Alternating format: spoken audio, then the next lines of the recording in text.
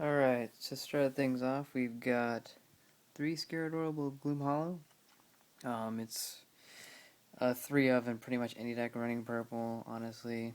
Uh, it's great for having, I guess, an early game answer to like Saberbolt or Red Rush or whatever else. It's just a way to kind of prolong the early game so you can make it into the late game where this deck seriously thrives.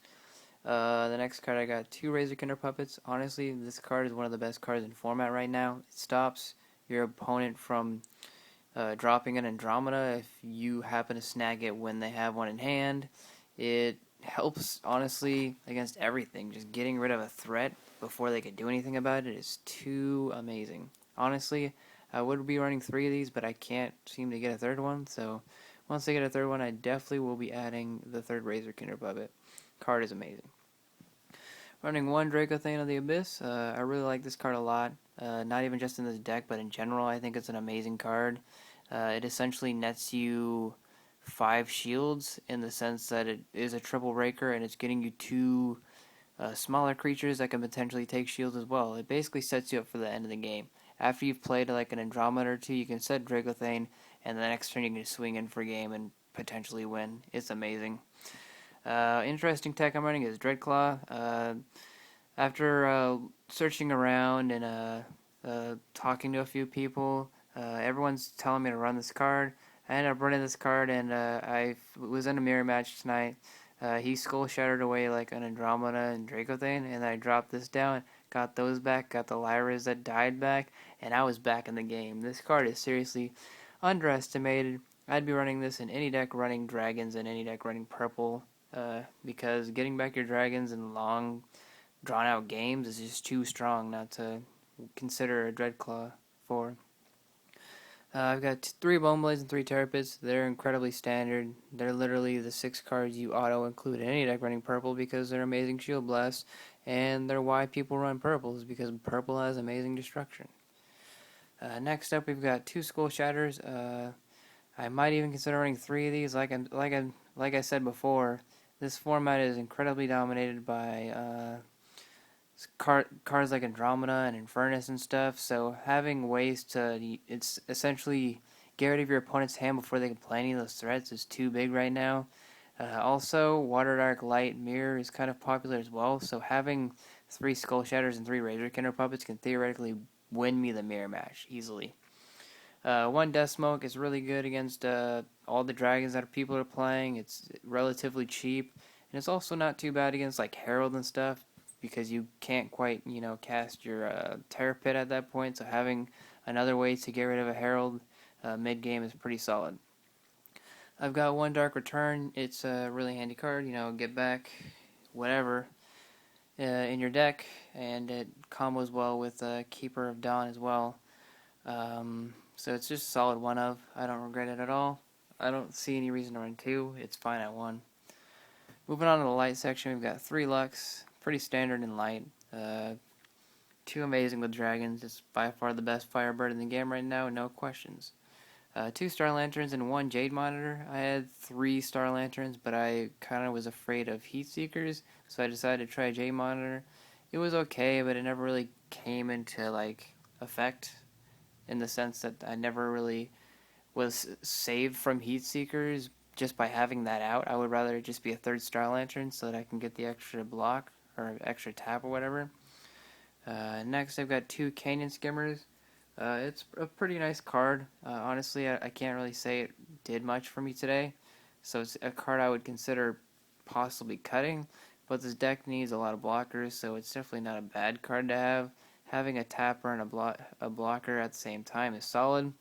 So I guess for now I'll keep it, but if I ever find a reason to cut it, it would be the first card I'd cut, just because it didn't really do much for me. Next I got 2 Keeper of Dawn. Extremely good in a deck that runs hella amazing spells. It's really great in mirror matches or prolonged like control mirrors. Just amazing card in general. Yeah, I don't know what else to say. It's just a solid card to have in the late game. Next, you got 3 Lyras. It's a must-have in light decks. It's one of the best cards in format right now. It just stops so much, and it definitely makes faster decks intimidated because once you get to turn 5 or 6, depending on whether or not you have a bird, they know Lyra's coming, and they know that their sudden, their not sudden, their fast aggression is going to slow down because Lyra potentially says your saber tooth is not going to be attacking for another turn or two, so good luck with that.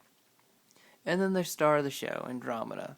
A lot of people are running 3. I only have 2, and I also only think I really need 2.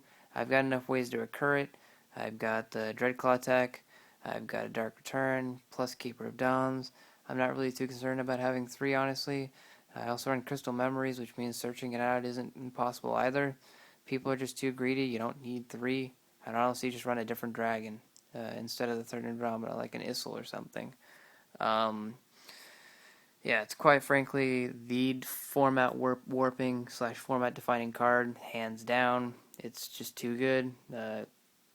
Besides getting 2 shields into play, its secondary effect pretty much says that any rush deck or any like Saberbolt deck absolutely cannot win unless they get rid of Andromeda. They cannot win.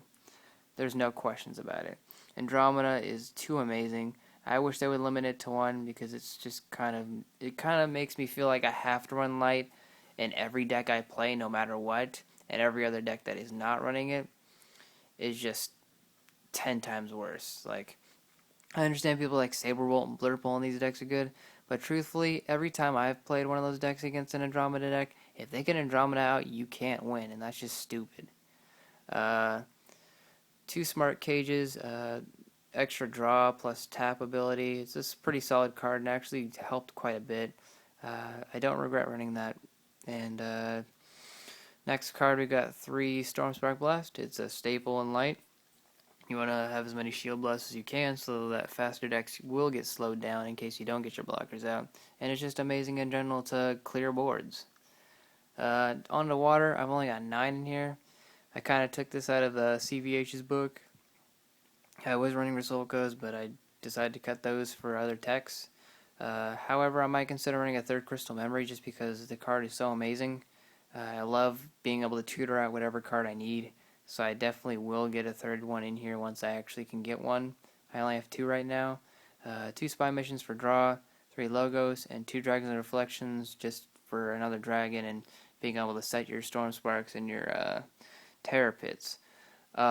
Everyone says, run Nyx, but honestly, I don't really like Nyx. Personally, on turn 3, I'd rather be dropping a blocker almost every time.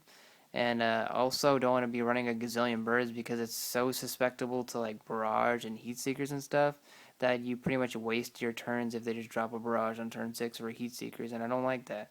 I like Lux because, it actually protects your dragons and does lower the cost of your dragons, but Nyx is just, I draw cards, and it being turn 3 just isn't appealing to me.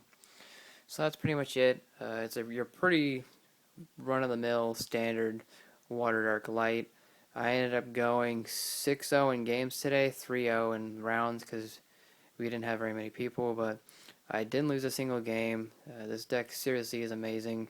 The only deck that could probably give this problems is the 5-color control or 5-color whatever deck that won in Kentucky and has been doing well at other KMCs because it has so many late game threats, and this is already slow deck that you pretty much don't have answers to all of the huge threats that they're dropping every turn. So that's the one deck I'm really concerned about. However, I think a way to kind of mitigate that issue is to be running heavy discard, because if you can like drop puppets and drop skull shatters before they can really get much going, then you can make an easy comeback, which I played a fun game with my friend, and I ended up winning in that regard. I just got all my puppets out and skull shattered, and then finally got a huge field and just went for it and won. The game before that, I didn't get that stuff, and I got destroyed, so that's just generally how it works. Like I said, I went 6-0, got a Sericon and some packs, and everything was all good, and hope you guys enjoyed this deck profile / duel day report, and hope you guys subscribe, and talk to you later. Peace.